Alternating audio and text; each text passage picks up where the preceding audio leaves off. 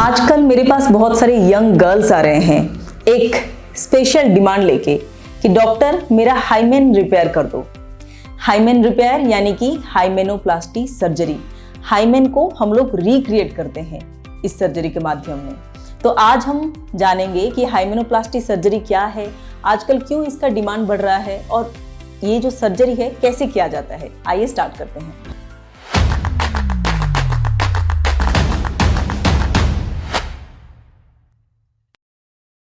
पहले आइए जानते हैं कि हाइमेन क्या है।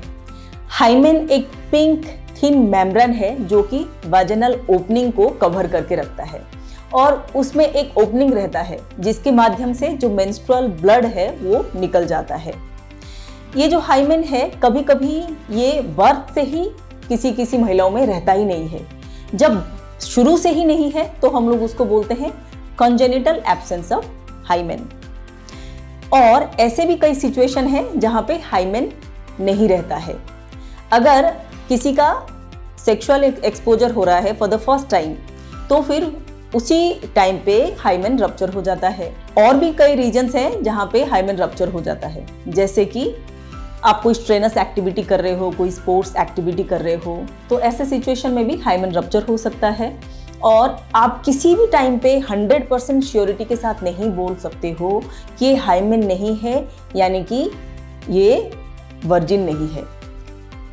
तो ये एक सोशल टैबू है, तो इसीलिए ये एक बहुत ही सेंसिटिव टॉपिक है और ये सेंसिटिव टॉपिक के ऊपर डिस्कशन होना बहुत ही जरूरी है। हाइमेन रिपेयर कौन कराने के लिए आते हैं? जिन लड़कियों का शादी होने वाला है, पहले रिलेशनशिप रहा है बट वो ब्रेकअप हो गया है, कंटिन्यू नहीं हो पाया है, तो ऐसे सिचुएशन में लड़की के मन में एक डर है कि उसका जो होने वाला पार्टनर है, होने वाला जो हस्बैंड है, वो उसको एक्सेप्ट कर पाएगा कि नहीं कर पाएगा।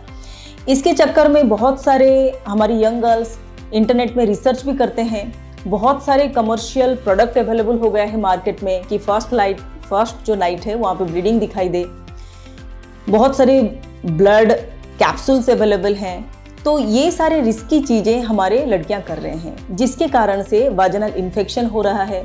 मैं आपको बता दूं, अगर आप बिना डॉक्टर कंसल्ट किए आप कुछ भी खुद ऑनलाइन रिसर्च से कुछ भी अपने आप एक्सपेरिमेंट कर रहे हो तो इसमें बहुत रिस्क इन्वॉल्व होता है।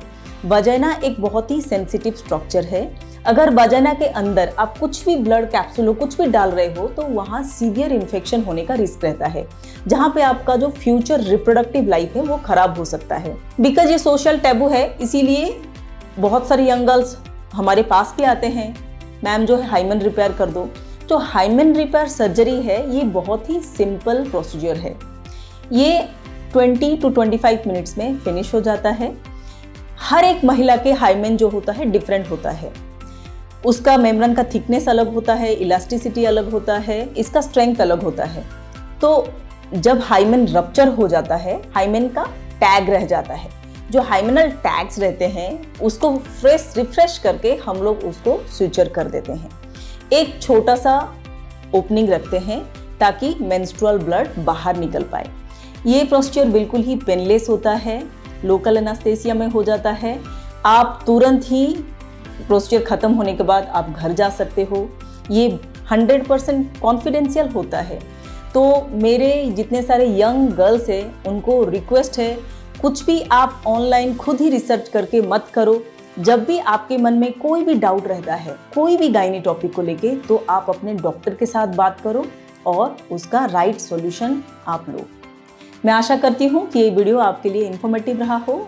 ऐसे ही इन्फॉर्मेटिव वीडियो के लिए आप इस चैनल को सब्सक्राइब करें, लाइक करें, शेयर करें। Thank you very much.